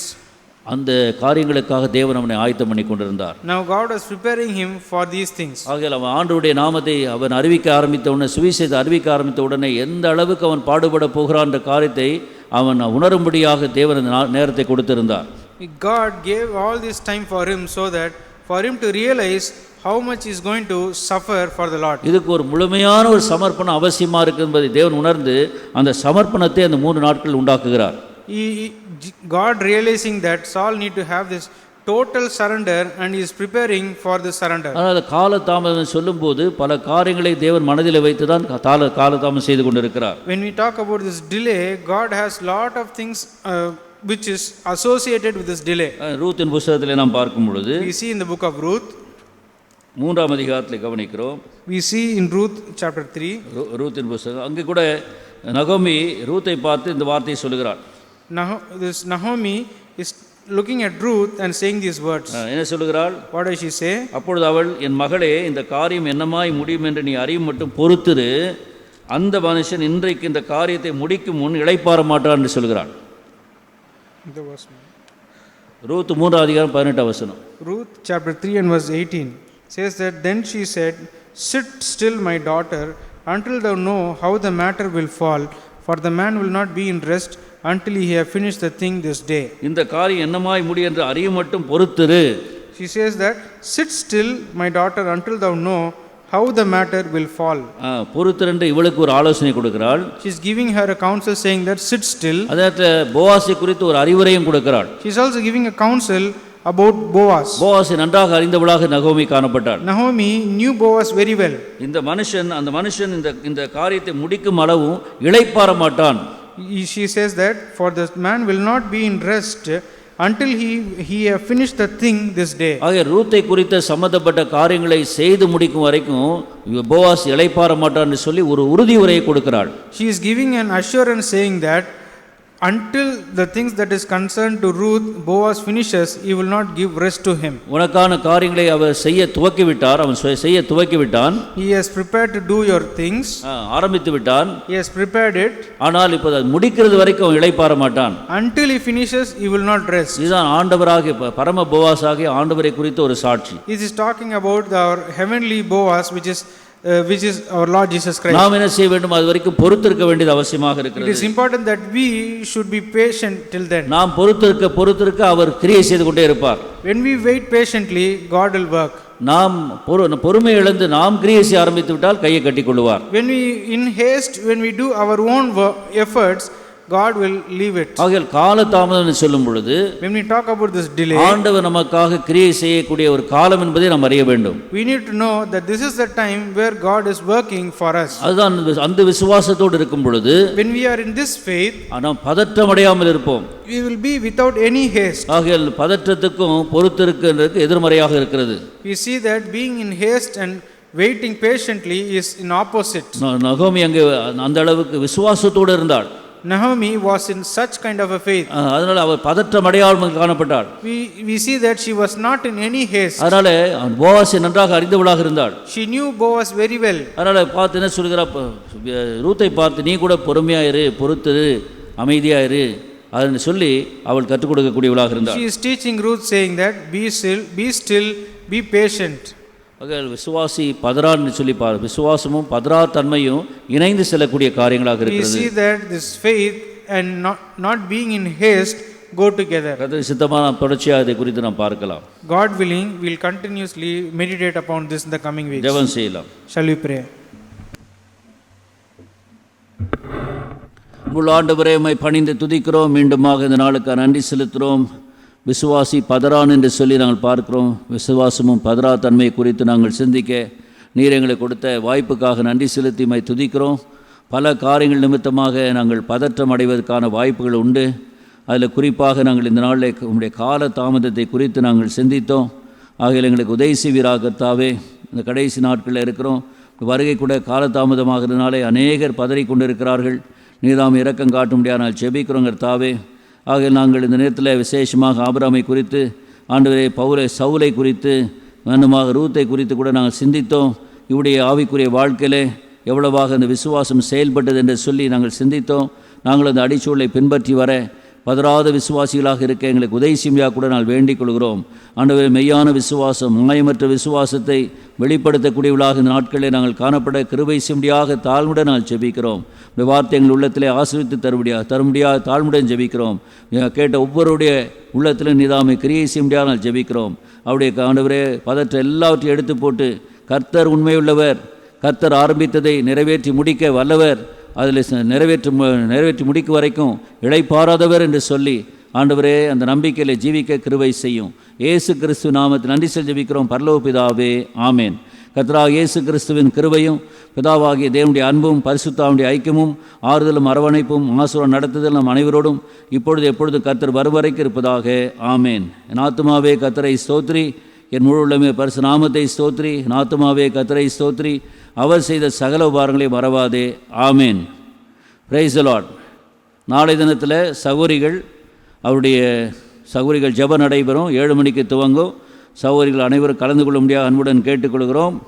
ஞாயிற்றுக்கிழமை கர்த்தரை ஆராதிக்க நாம் 9:30 மணிக்கு ஆன்லைன் மூலமாக தேவனுடைய வார்த்தை கேட்போம். அதற்காக நம்மை ஆயத்தப்படுத்திக் கொள்ளலாம்.